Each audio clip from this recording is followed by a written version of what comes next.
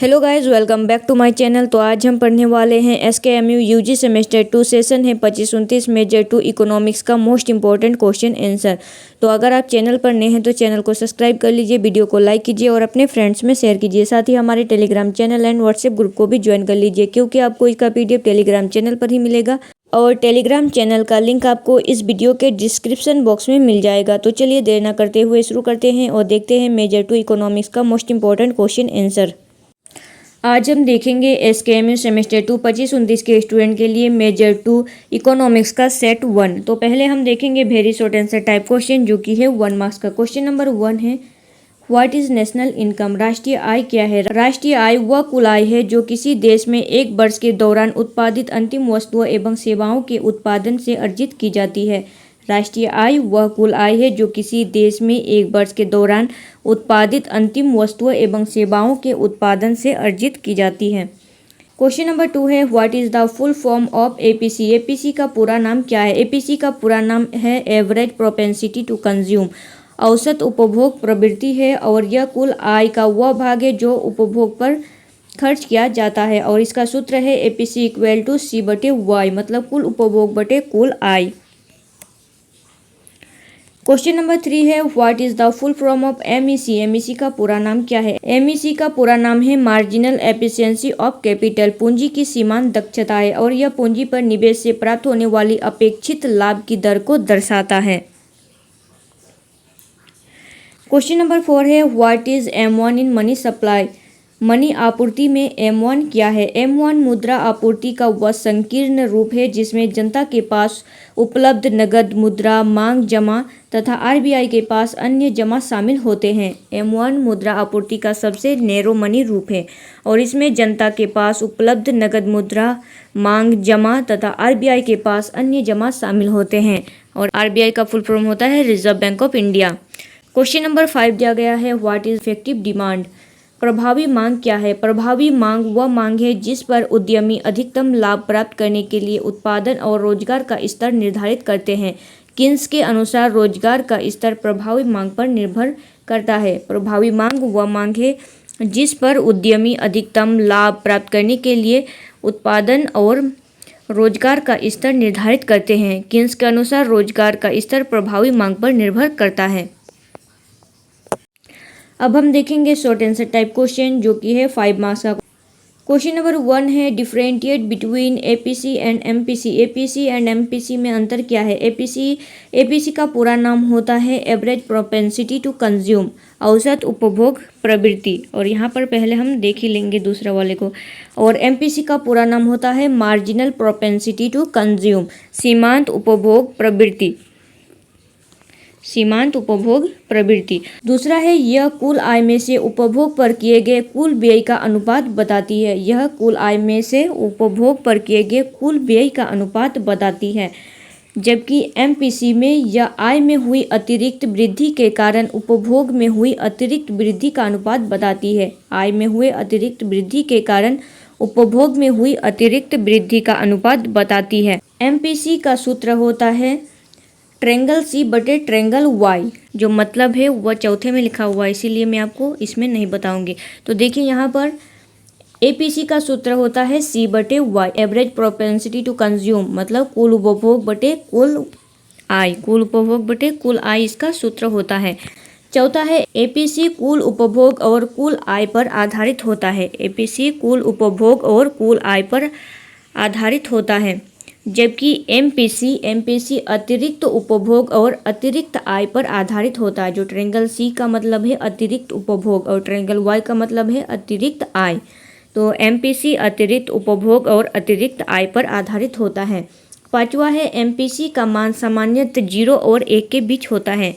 MPC का मान 0 और 1 के बीच होता है और APC का मान समय के साथ बदल सकता है। APC का मान समय के साथ बदल सकता है तथा कभी कभी 1 के बराबर या उससे भी कम होता है। APC का मान समय के साथ बदल सकता है और कभी कभी 1 के बराबर या उससे भी कम हो सकता है।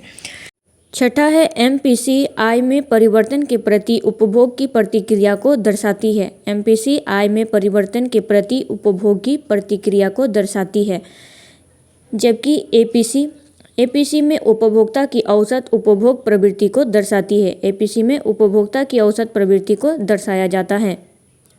और एमपीसी में आय में परिवर्तन के प्रति उपभोग की प्रतिक्रिया को दर्शाती है।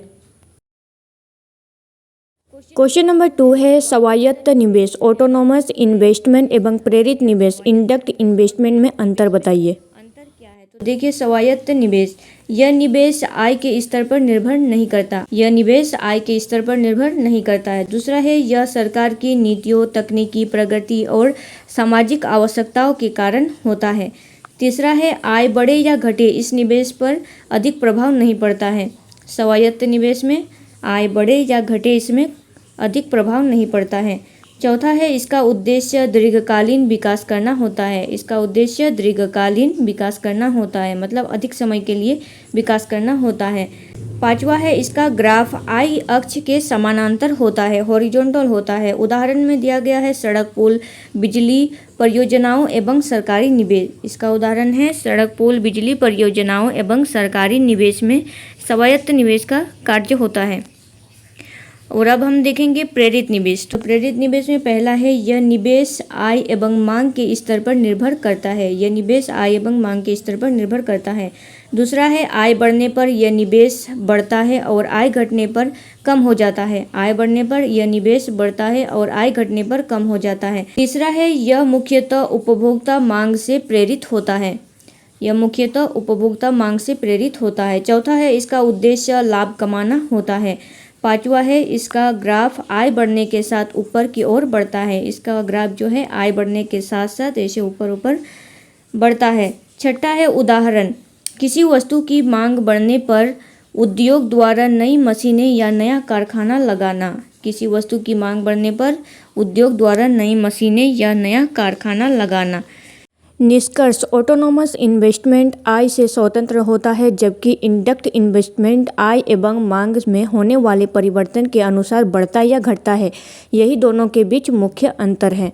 आय एवं मांग में होने वाले परिवर्तन के साथ ये घटता बढ़ता है।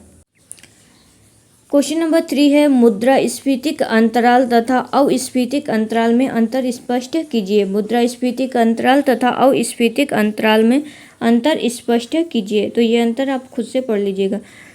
अब हम देखेंगे लॉन्ग आंसर टाइप क्वेश्चन, जो कि है 15 मार्क्स का। क्वेश्चन नंबर 1 है, राष्ट्रीय आय, नेशनल इनकम की अवधारणा एवं मापन की विधियों का विस्तृत वर्णन कीजिए। नेशनल आय की अवधारणा एवं मापन की विधियों का विस्तृत वर्णन कीजिए।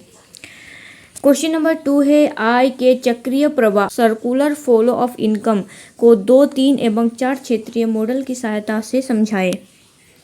आय की चक्रीय प्रवाह को 2, 3 एवं 4 क्षेत्रीय मॉडल की सहायता से समझाएं।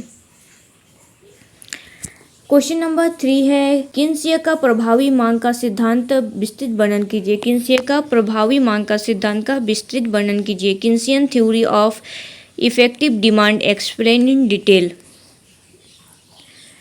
क्वेश्चन नंबर 4 है, marginal efficiency of capital, MEC का अर्थ एवं इसे प्रभावित करने वाले कारकों की व्याख्या कीजिए। मार्जिनल एफिशिएंसी ऑफ कैपिटल का अर्थ एवं इसे प्रभावित करने वाले कारकों की व्याख्या कीजिए। क्वेश्चन नंबर 5 है, explain the quantity theory of money, transaction approach and cash balance approach in detail. मुद्रा के परिणाम सिद्धांत, लेन देन दृष्टिकोण तथा नकद शेष दृष्टिकोण का विस्तृत वर्णन कीजिए। मुद्रा के परिणाम सिद्धांत, लेन देन दृष्टिकोण तथा नकद शेष दृष्टिकोण का विस्तृत वर्णन कीजिए। तो ये है कुछ most important question major economics का। तो अगर आपको वीडियो अच्छा लगा हो तो चैनल को सब्सक्राइब कीजिए, वीडियो को लाइक कीजिए और अपने फ्रेंड्स में शेयर कीजिए। तो चलिए मिलते हैं नेक्स्ट वीडियो में, तब तक के लिए थैंक यू।